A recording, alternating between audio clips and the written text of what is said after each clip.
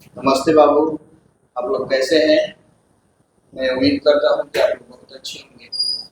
और हमारा नेक्स्ट जो वीडियो है और नेक्स्ट जो टॉपिक है उस पर ध्यान दीजिए। जो एग्जाम 2024 के लिए ऑब्जेक्टिव और सब्जेक्टिव के लिए मोस्ट इम्पोर्टेंट जो 2024 जब कोई भी दो संख्या दिया हो, यहाँ पर ए और बी, ए भी लिखे है, इसको फॉर्मेट में लिखे हैं। ए का मान कोई नहीं हो सकता, बी का भी मान कोई नहीं हो सकता, तथा इसके एलसीएम और एचसीएफ दिया हो। जब इन दो संख्याओं के जो दिया होगा और एलसीएम और एचसीएफ जो दिया होगा उसमें क्या संबंध होता है, वही संबंध आप लोगों को बताया। तो जब कोई भी दो संख्या देते हैं, यहाँ पर ए और बी माने हैं, कोई भी मान सकते हैं अपने इच्छा से। तो ए का मान यहाँ पर कोई भी एक संख्या दे सकता है, बी का भी मान कोई एक संख्या दे सकता है।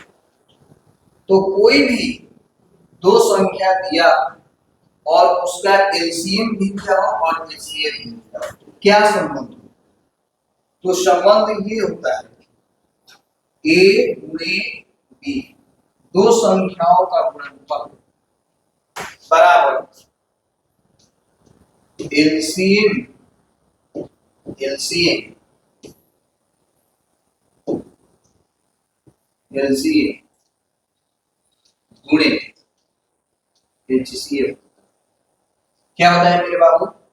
दो संख्याएं ए और बी दिया तथा इसके एलसीएम और एचसीएफ दिया हो, इनमें संबंध क्या होता है? संख्याओं के एलसीएम एचसीएफ। तो दो संख्याओं का गुणनफल ए और ए गुणे बी बराबर एलसीएम गुणे, यही होता है। ठीक है, यहाँ पर यह भी लिख सकते हैं कि दो कोई भी दो संख्या है, तो दो संख्याएं का गुणनफल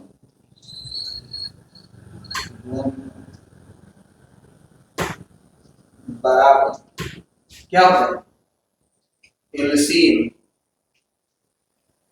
गुणे एचसीएफ। मतलब लघुत्तम समापवर्तक और न्यूनतम समापवर्तक। तो कोई भी दो संख्या गुणा कीजिए, उसका जो कोई भी दो संख्या है उसका गुणनफल का जो मान आएगा, उस संख्या दोनों संख्याओं का जो एलसीएम होगा वो और दोनों संख्याओं का जो एचसीएफ होगा उसके गुणनफल के बराबर होगा। ठीक है, यही संबंध। जैसे एग्जांपल की दृष्टि से आपका जो डाउट्स है मेरे बाबू, उस डाउट्स को क्लियर कर देते हैं। मान लीजिए ले लिए कोई दो संख्या, जैसे ले लिए 2 और 3, यहाँ पर 2 और 3। तो ये संख्या का गुणनफल तो इन दोनों संख्याओं का जो गुणनफल वो हमेशा इन दोनों संख्याओं के एलसीएम का जो मान होगा वह इन दोनों संख्याओं का जो एचसीएफ का मान होगा वह उसके गुणनफल के बराबर। देखिए, जैसे दो संख्या 2 3 लिए तो यहाँ पर गुणा कर दीजिए।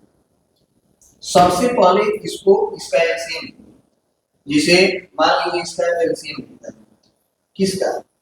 2 और 3, संख्या 2 और 3। तो एलसीएम निकालने के दो तीन तरीके हैं। तो सबसे पहले जो हम 5 6 7 में बनाते हैं उस नियम से करना चाहिए।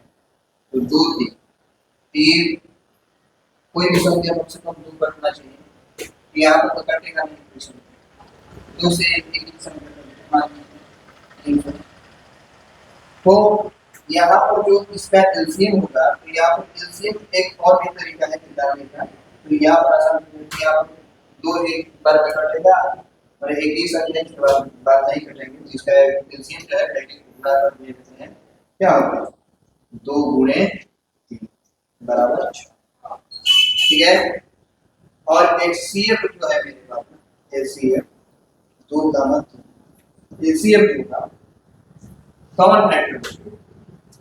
ठीक है, तो 2 का क्या क्या होगा?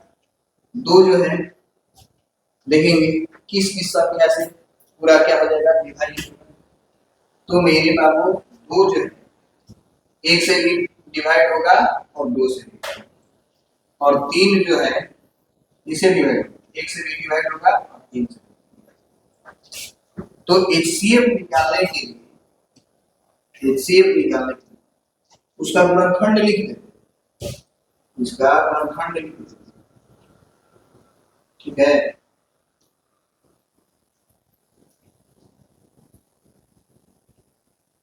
गुणनखंड तो वही इसमें शामिल किया जाता है जो दोनों में वैनिस्ट है। तो दोनों में वैनिस्ट क्या है? एक। तो यहाँ पर HCF क्या हो गया? एक।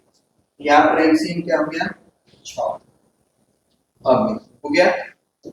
तो अब ध्यान देते हैं मेरे बाबू, LCM 1 हो गया, LCM 6 हो गया। अब देखिए जांच कर लेते हैं, दो संख्याओं का गुणनफल, दो तीन लिए हैं तो 2 गुणे 3 बराबर क्या होगा? 6, ठीक है। अब देखिए LCM गुणे HCF आ रहा है कि नहीं? LCM गुणे HCF आ रहा है। तो यहाँ पर LCM इसका कितना है? 2 और 3 का 6। LCM कितना है? 1। 6 में 1 से गुणा करेंगे 6। देखिए दो संख्याओं का गुणनफल का जो मान है यहाँ पर 6 है, और इस इन्हीं दो संख्याओं का जो LCM का 6 और HCF, इन भी LCM और HCF के गुणनफल के मान भी बराबर है, ठीक है। ये हमारा थ्योरी है, ठीक है। दो संख्याओं का गुणनफल जो है क्या होता है? हमेशा LCM और HCF के गुणनफल के क्या होते हैं मेरे बाबू? बराबर। अगर मान लीजिए कोई दो संख्या दिया है, ठीक है, कोई दो संख्या दिया है मेरे पास, और उसमें से दो संख्या दे दिया है और उन दोनों संख्याओं का LCM का मान दे दिया है और HCF पूछ रहा है। तो यहाँ पर हमारा जो HCF का फॉर्मूला जो बनेगा, निर्माण होगा HCF का बनेगा, जिसे मान लीजिए दो ही तीन थे, 2 और 3, दो संख्याएं हैं 2 और 3, ठीक है, इसका मान दे, और दोनों संख्या भी दे दिया 2 और 3 है, और इसका HCF का मान भी दे दिया, कितना है? 6, और पूछ देगा कि HCF का मान क्या होगा। तो यहाँ से HCF निकालने का एक आसान सूत्र है, यहाँ पर जो क्या है A क्रॉस B, जस्ट के तस रहने देंगे, और HCF यहाँ पर LCM गुणा है तो बराबर की इधर जाएगा तो भाग हो जाएगा, बराबर LCM। ये फॉर्मूला क्रिएट हो गया, ठीक है मेरे बाबू। दूसरा क्या, अब अगला नेक्स्ट जो है, तो अगर LCM निकालने को बोल रहा है और दो संख्याएं दिया, दो संख्या दिया और इसका मान लीजिए कि HCF का मान दे दिया, यहाँ पर दो संख्या 2 और 3, और यहाँ पर HCF का इसका मान दे रहा है कि HCF जो है क्या है? 1, और कह रहा है कि LCM क्या होगा। तो मेरे बाबू LCM जब पूछ रहा है तो यहाँ से क्या करेंगे, तो LCM को जस्ट तस रखेंगे और HCF को इधर भेज देंगे, तो ये गुणा है इधर, बराबर इधर क्या करेगा?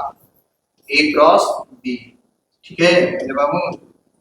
आप लोगों को अच्छे से समझ में आ रहा है, ठीक है। मेरा अनुमान है कि आप लोगों को बहुत बेहतरीन तरीके से समझ में आ रहा है।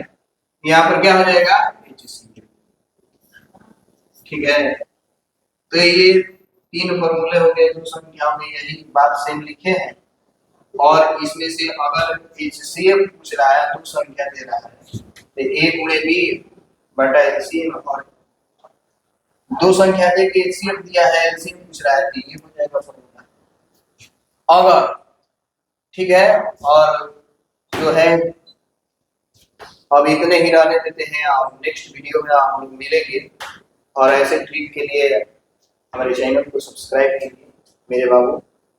धन्यवाद।